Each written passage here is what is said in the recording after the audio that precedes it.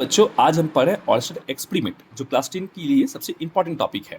यहाँ पर एक बैटरी लगाई गई है सर्किट के थ्रू। यहाँ पर स्विच ऑन है।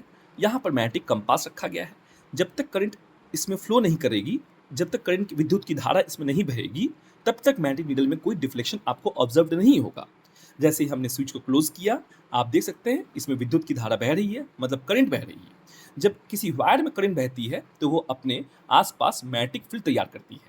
इस मैग्नेटिक फील्ड को फिल करने के लिए हम लगाते हैं यहाँ पर मैग्नेटिक कंपास।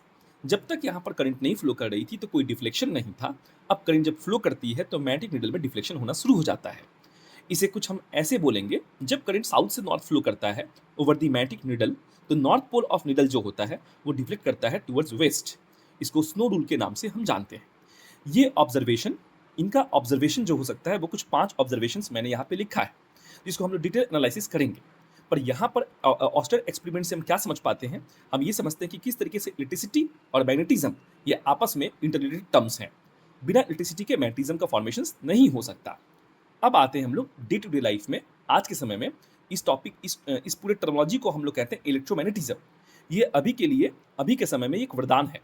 क्यों? देखिए, कोई भी मशीन या कोई भी डिवाइस में जब हम इस्तेमाल करते हैं इलेक्ट्रोमैग्नेटिज्म, तो वहाँ पर हम मैग्नेटिक फील्ड को कंट्रोल कर सकते हैं।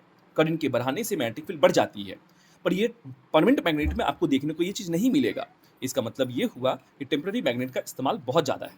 आज के डे लाइफ में इस्तेमाल हम लोग उसको करते हैं करंट कैरिंग लूप के तौर पे, करंट कैरिंग वायर के तौर पे और सोलेनॉइड के तौर पे। जो इस्तेमाल करने वाले जो डिवाइस हैं वो है हमारा मशीन, जनरेटर, ट्रांसफार्मर और मोटर।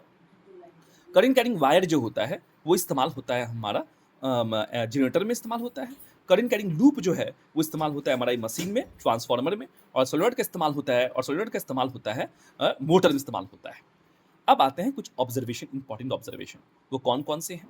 तो magnetic field lines encircle the current carrying wire में, magnetic field lines lie in the plane perpendicular to the wire में।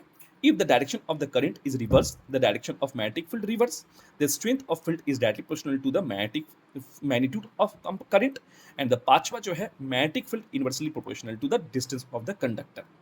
नेक्स्ट स्लाइड में मैं आपको इन पांचों पॉइंट को एक्सप्लेन करूंगा विस्तार से विद डायग्राम। तब तक के लिए आप मेरे साथ बने रहें। उम्मीद है आपको समझ में आई होगी।